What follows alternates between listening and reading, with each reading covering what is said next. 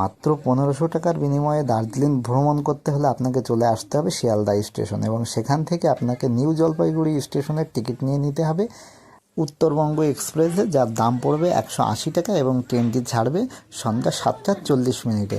তারপর আপনি পরের দিন সকাল 6:20 আপনি পৌঁছে যাবেন নিউ জলপাইগুড়ি স্টেশনে, এবং সেখান থেকে আপনি বাইরে যাবেন। বাইরে গিয়ে টোটো অটো ধরে মাত্র 20 টাকার বিনিময়ে আপনি চলে আসবেন সরকারি বাস স্ট্যান্ডে, এবং সেই বাস স্ট্যান্ড থেকে আপনি বাসের টিকিট নিয়ে নেবেন, যার দাম পড়বে মাত্র 105 টাকা। এবং সেই টিকিট নিয়ে আপনি বাসে ওঠার পর 3.5 ঘন্টা সময় লাগবে দার্জিলিং আসতে।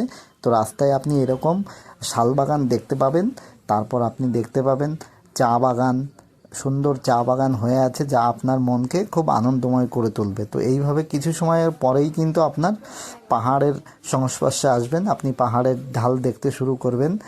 তারপর আস্তে আস্তে আপনি উঠে যাবেন ওপরের দিকে। তখন আপনার কিন্তু পুরো আনন্দ আসার একটা সুন্দর সময় চলে আসবে। এইভাবে কিন্তু 3 থেকে 3.5 ঘন্টার মধ্যে আপনি দার্জিলিং পৌঁছে যাবেন, এবং সেখানে কিন্তু আপনি খুব সহজেই মাত্র 600 টাকার বিনিময়ে কিন্তু আপনি ঘর পেয়ে যাবেন, যেখানে আপনি শেয়ারে 3 জন থাকতে পারবেন, এবং খাওয়া দাওয়া মাত্র 80 থেকে 100 টাকার মধ্যে আপনি মিল চুক্তি খাওয়া দাওয়া করতে পারবেন, এবং আশেপাশের ভিউগুলো খুব সহজেই আপনি পায়ে হেঁটে দেখতে পারবেন।